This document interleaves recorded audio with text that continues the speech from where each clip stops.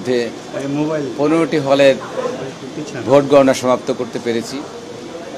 আমাদের সহকর্মীদের ঐকান্তিক প্রচেষ্টা, সকলের সহযোগিতার মধ্য দিয়ে আমরা এই পর্যায়ে এসেছি এবং বর্তমান 6টি হলের ভোট গণনা অব্যাহত রয়েছে এবং তার বেশিরভাগগুলি সমাপ্তর দিকে এবং বিশেষ করে আরও 2টি হলের আধা ঘন্টার মধ্যে আরও 2টি হলের ফলাফল আমরা গণনা সমাপ্ত হয়ে যাবে এবং এগুলো সমাপ্ত করে আমরা আশা করছি যে একটা বা সর্বোচ্চ 1-1.5টার মধ্যে আমরা ফলাফল প্রকাশ করতে পারবো বলে আমরা আশা করছি।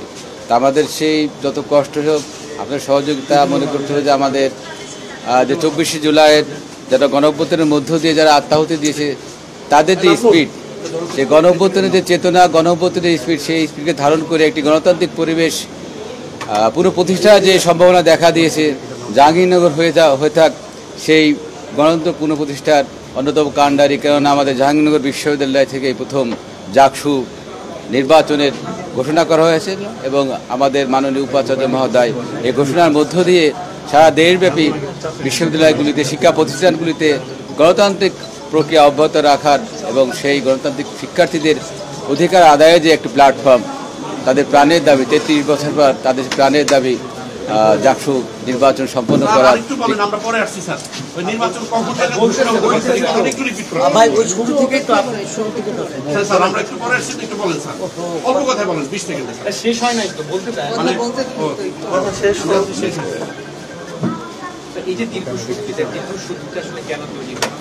দীর্ঘসূত্রিতা আপনারা জানেন যে আমাদের যে ভোট সংখ্যা, প্রার্থী সংখ্যা এবং বর্তমান যে ভোট ম্যানুয়াল পদ্ধতি এবং আমাদের শিক্ষকরা যেখানে সম্পৃক্ত তারা কিন্তু প্রফেশনাল ভোট গণনার মতো দেয়, কিন্তু আমাদের গঠনতন্ত্র অনুযায়ী শিক্ষকদেরকে এই ভোট গণনার দায়িত্ব নিতে হয়েছে। আমরা যেমন কমিশনার হিসেবে শিক্ষকরা দায়িত্ব পালন করছি, ঠিক একইভাবে ভোট গণনায় মূলত শিক্ষকরা, রিটার্নিং অফিসার, পোলিং অফিসার কিন্তু শিক্ষকরাই গঠনতন্ত্র অনুযায়ী। যার ফলে এই যে বহু সংখ্যক প্রার্থী এবং একই সাথে প্রায় 8,500 ভোট প্রার্থীর কাস্ট হওয়া ভোট, এর মধ্য দিয়ে আমাদের এই নিজেদের হাতে কলমে আর কি গণনা করে সেটা পুঙ্খানুপুঙ্খ যাচাই বাছাই করতে সময় লেগেছে, সময় সাপেক্ষ ব্যাপার আসে।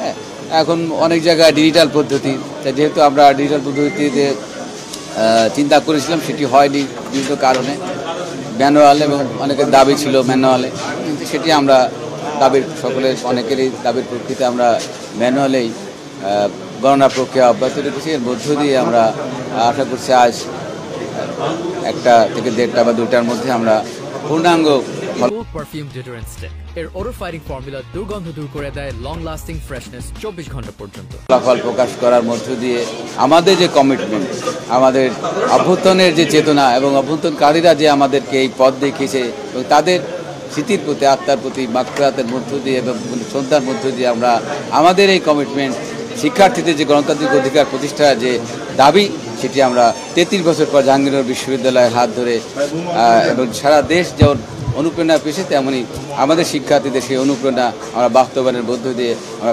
সকলের সহযোগিতার মধ্যে যারা বিশ্ববিদ্যালয়কে এগিয়ে নিয়ে যেতে চাই। ধন্যবাদ।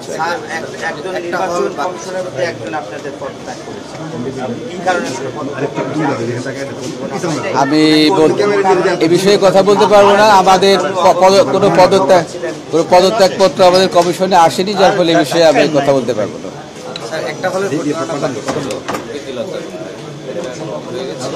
আমাদের গণনা সব হয়েছে, হলগুলি তো চলছে, সব কিছু বলতে একটি আমাদের 6টি হলের গণনা সমাপ্ত হয়নি, বাকি সবগুলি গণনা শেষ হয়ে। বললাম তো যে আমাদের কমিশনে কোনো পদত্যাগপত্র এখনো আমরা পাইনি, যার ফলে এ বিষয়ে আমি কোনো কমেন্ট বা কোনো কথা বলতে চাই। আর একটা কথা আমি যেটা বলতে চাচ্ছিলাম, যে আপনারা নির্বাচন একটা চ্যালেঞ্জ হিসেবে নিয়েছিলেন, এই যে 24 ঘন্টা পার হয়ে এখন 40 ঘন্টার বেশি সময় গণনার যে সময়, এত সময়টা লাগার কারণ কি? হাতেও যদি আপনি বলেন ম্যানুয়ালি যে কথাটা বলছেন 8,000 ভোট করতে আপনার কি 40 ঘন্টা সময় লাগে স্যার? আপনার প্রার্থীদের সংখ্যা আপনি যদি জেনে থাকেন যে আমাদের জাকসুতে 178-79 জন প্রার্থী, একাধিক পদে 30 জন 35 জন প্রার্থী, একটি পদে 30 জন প্রার্থী আছে, আর ডিজিটাল না। আর আমাদের যে শিক্ষকরা এত অভ্যস্ত না এবং প্রতি বছর নির্বাচনের মধ্যে তাদের গণনায় একেবারে তারা অভিজ্ঞ বিশাল তাও না। তারপরেও আমাদের শিক্ষক শিক্ষার্থী যারা নারী শিক্ষার্থীরা সবচেয়ে আমাদের আশার আলো জাগিয়েছে আমাদের নারী শিক্ষার্থীরা এবং নারী শিক্ষকরা, হ্যাঁ, যারা গতকাল বিকাল থেকে শুরু করে 9টা অবধি একটানা আমাদের গণনা কার্যক্রম প্রক্রিয়ার মধ্য দিয়ে যে আমাদেরকে এত সহযোগিতা করে একটা কৃতজ্ঞ এবং বিশ্ববিদ্যালয়ের সাথে তারা যে অবদানটা রাখছে আসলে তাদেরকে আজকাল চোখের পানও পড়ে তাদের কষ্ট থেকে আমাদের এক সহকর্মী মাথা ঘুরে পড়ে গিয়েছে গণনা করতে গিয়ে, তারপরেও সে পানি নিয়ে না দায়িত্ব যে দায়িত্ববোধ, এই দায়িত্ববোধ সবার উপর সকলের থাকা উচিত। শিক্ষক শিক্ষার্থী এই জাতীয় বিষয় বা কমন বিষয় নিয়ে রাজনীতির ঊর্ধ্বে থাকা উচিত আমাদেরকে। আমাদের 24-এর চেতনা ছিল নতুন দেশে একটা নতুন গণতান্ত্রিক প্রক্রিয়ার মধ্যে দিয়ে বাংলাদেশ এগিয়ে নিয়ে যাক, তার পরিবর্তে দলীয় গণ্ডির ভেতর থেকে আমরা বিরতি পারছি। আমরা প্রত্যেকে যা যা রাজনৈতিক এজেন্ডা বাস্তবায়নের দিকে এগিয়ে যাচ্ছি, কিন্তু এটিতে প্রত্যাশা ছিল না। এই প্রায় 2000 শিক্ষার্থী প্রাণ দিয়েছে, অসংখ্য হাজার হাজার শিক্ষার্থী আহত হয়েছে, তাদের প্রতিশ্রুতি আমরা রাখতে পারছি। আমরা আমাদের জাতীয় স্বার্থের ঊর্ধ্বে না গিয়ে দলীয় রাজনীতি দলীয় এজেন্ডা বাস্তবায়নের জন্য আমরা মরিয়া হয়ে উঠেছি। পারলে একজন হত্যা করে হলে আমরা এই উদ্দেশ্য বাস্তবায়নের দিকে আমরা ন্যাক্কারজনক পদক্ষেপ নিতে আমরা দেখছি, প্রচেষ্টা চালাচ্ছি। এটি কি আমাদের প্রত্যাশা ছিল? এটি কি শিক্ষার্থীদের প্রত্যাশা ছিল? এবং ধানমন্ডিনগর বিশ্ববিদ্যালয়ে 33 বছর শিক্ষার্থীদের যে সংসদ নির্বাচন হচ্ছে একটি গণতান্ত্রিক প্রক্রিয়ার মধ্যে তাদের প্রাণের যে দাবি বাস্তবায়নের জন্য শিক্ষক হিসেবে একাডেমিক কার্যক্রমের পার্কে আমরা নিরলস প্রচেষ্টা চলে যাচ্ছে। 9 মাস ব্যাপী আমরা নিরলস প্রচেষ্টা, 1 সপ্তাহ বেশি আমরা 1 মিনিটও ঘুমাতে পারি না।